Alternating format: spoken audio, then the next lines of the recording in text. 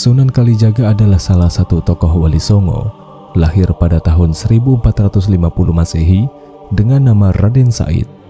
Dia adalah putra Adipati Tuban yang bernama Tumenggung Wilatikta atau Raden Sahur. Ada pendapat yang mengatakan masa hidup Sunan Kalijaga diperkirakan mencapai lebih dari 100 tahun.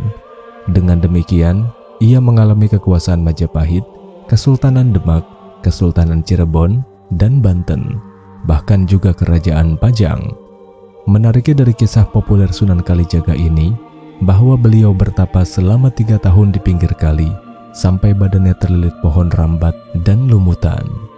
Oleh karenanya beliau digelari nama Sunan Kalijaga. Pertanyaannya, apakah ajaran Islam pada masa itu kenal dengan ritual tapa, sehingga wali sendiri menjalani praktek ritual tersebut untuk menaikkan derajat kewaliannya? Benarkah demikian? Sunan Kalijaga memiliki beberapa nama lain, dan masing-masing nama tersebut memiliki makna yang khusus. Pertama, Raden Mas Said. Itu adalah nama aslinya. Raden menunjukkan gelar bangsawan Jawa, dan Mas Said adalah nama pribadinya. Said dalam bahasa Arab berarti orang yang bersaksi atau martir. Nama kedua adalah Lokajaya, nama yang ia gunakan selama masa pengembaraannya sebagai seorang petapa. Loka berarti dunia, dan Jaya berarti kejayaan atau kemenangan, sehingga bisa diartikan sebagai kemenangan duniawi atau kejayaan di dunia. Ketiga, Syekh Malaya. Nama ini menunjukkan status sebagai ulama atau pemimpin spiritual di wilayah Malaya, yang pada masa itu bisa merujuk pada wilayah yang lebih luas di Nusantara. Keempat, Pangeran Tuban. Beliau adalah putra dari Tumenggung Wilwatikta, seorang adipati di Tuban. Oleh karena itu, Sunan Kalijaga dikenal dengan nama gelar Pangeran Tuban sebagai bangsawan dari Tuban. Kelima, Raden Abdurrahman. Nama yang diberikan setelah beliau masuk Islam dan mulai aktif berdakwah. Nama Abdurrahman sendiri berarti hamba dari Yang Maha Penyayang. Keenam, Sunan Kalijaga. Nama terakhir ini paling dikenal. Kali berarti sungai dan jaga berarti menjaga. Begitulah makna sederhananya. Tapi pertanyaan selanjutnya, apakah Sunan Kalijaga sholat ketika melakukan tapa? Pernah ada seorang penceramah mengatakan, jika Sunan Kalijaga sebagai wali setan, karena proses untuk mencapai derajat kewalian yang Sunan Kalijaga lakukan di luar akal sehat, yakni dengan bertapa di bantaran kali, tidak makan, minum, dan tidak sholat. Benarkah demikian? Kita akan sedikit mengulas kisah Sunan Kalijaga yang populer di masyarakat Jawa. Dikisahkan Sunan Kalijaga lahir dari keluarga bangsawan. Ia merupakan putra Adipati Tuban. Dalam kehidupannya yang serba ada, tidak membuatnya terlena dan menjadi sombong. Sunan Kalijaga dikenal masyarakat luas sebagai Robin Hood Jawa. Setiap malam ia mengambil hasil pajak bumi dan dibagikan kepada rakyat secara diam-diam. Ketika itu dia dikenal dengan nama Lokajaya, perampok berhati mulia. Suatu malam aksi Sunan Kalijaga diketahui oleh Adipati Tuban. Kemudian Sunan Kalijaga yang memiliki nama asli Raden Mas Said pun mendapat hukuman dari ayahnya berupa cambukan dan kurungan selama beberapa waktu. Setelah bebas, Sunan Kalijaga masih tetap melakukan aksi perampokan untuk dibagikan kepada rakyat kecil.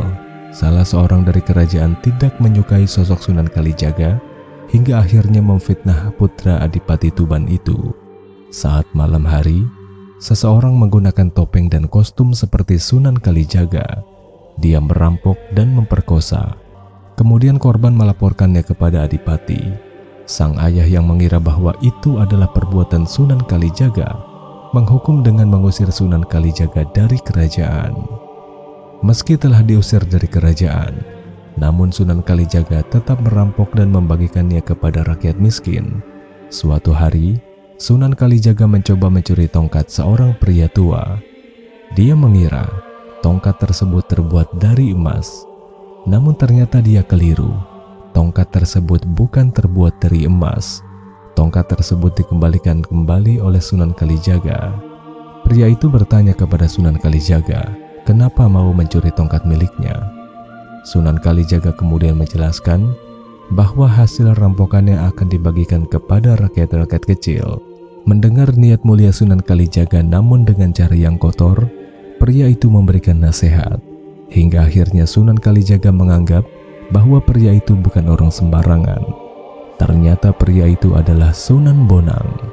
Sunan Kalijaga pun akhirnya memohon untuk diangkat sebagai murid Sunan Bonang. Dan untuk menjadi murid Sunan Bonang, Sunan Kalijaga mendapatkan ujian, yakni menjaga tongkat Sunan Bonang di pinggir kali. Sunan Kalijaga melaksanakan ujian tersebut. Ia memohon kepada Allah agar tertidur seperti halnya 7 pemuda di Gua Kahfi. Doa Sunan Kalijaga pun dikabulkan. Dia tertidur selama 3 tahun dan akhirnya dibangunkan oleh Sunan Bonang sembari mengumandangkan azan. Kemudian Sunan Bonang mengajak Sunan Kalijaga belajar ilmu agama di pesantren hingga akhirnya menjadi seorang wali. Begitulah kisah utuh seorang wali yang bernama Raden Said ini, yang memiliki nama lain Sunan Kalijaga. Yang menjadi pertanyaannya, bagaimana Sunan Kalijaga menjaga sholatnya? Bukankah ketika bertapa hanya diam dan tidak melakukan satu aktivitas lain?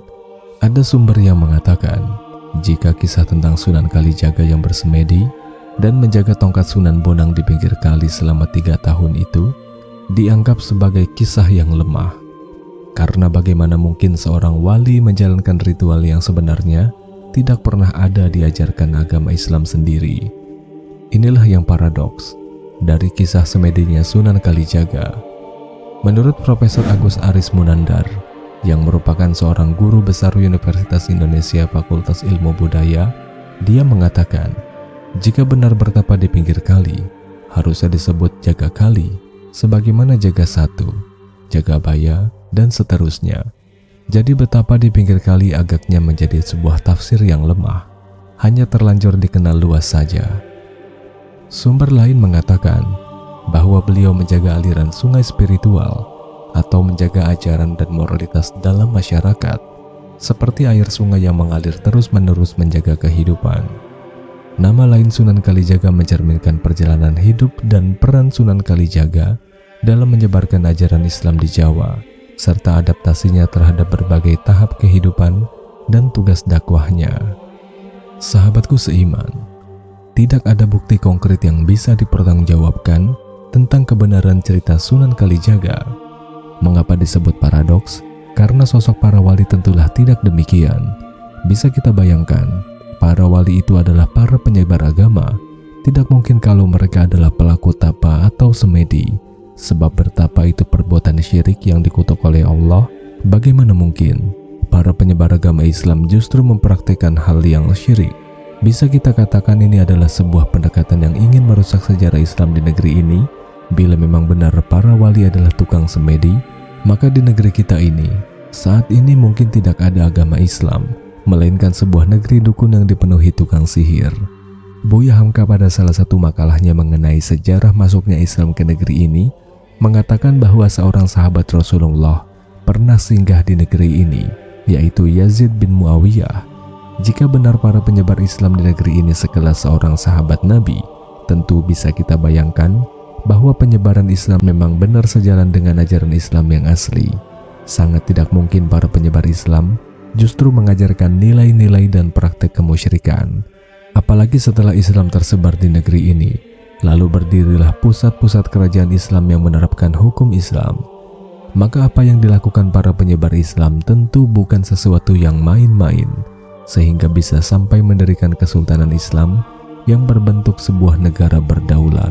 Jika sosok mereka digambarkan lebih mendekati tokoh dunia persilatan atau sosok dengan beragam ilmu kedikdayaan, ini hanyalah fantasi para pengarang ulung dalam merangkai cerita, karena tidak ada sama sekali bukti yang menguatkannya.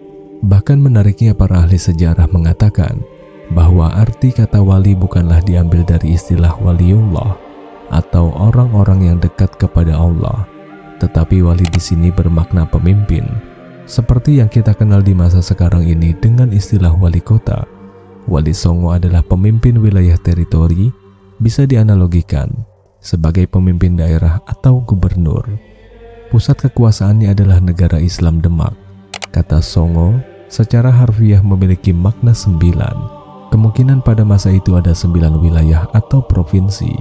Ada juga yang mengatakan 9 itu sebagai ungkapan banyaknya wilayah dan tidak harus hanya 9 wilayah. Yang jelas mereka adalah para penyebar akidah Islam. Lalu setelah berdiri negara Islam, mereka menjadi pemimpin di negeri itu. Tentunya tujuan pendirian negara Islam di tanah Jawa tidak lain adalah untuk menerapkan syariat Islam. Sahabatku seiman, sungguh sangat disayangkan jika latar belakang sejarah Islam di negeri ini harus dieksploitasi menjadi cerita fiksi yang penuh dengan nuansa mistis dan dunia persilatan yang menjadi komoditas pasar dalam pembuatan cerita fiksi yang tidak bertanggung jawab. Hari ini harus menjadi tugas kita untuk membersihkan sejarah penyebaran Islam di negeri ini agar generasi di bawah kita tidak terjebak dengan cerita yang menyesatkan. Wallahu a'lam bishawab. Terima kasih sudah menyimak sampai selesai. Jangan ragu untuk menuliskan tambahan informasi lainnya jika dirasa kurang pada kolom komentar. Dan jangan lupa tonton kisah lainnya dari channel ini.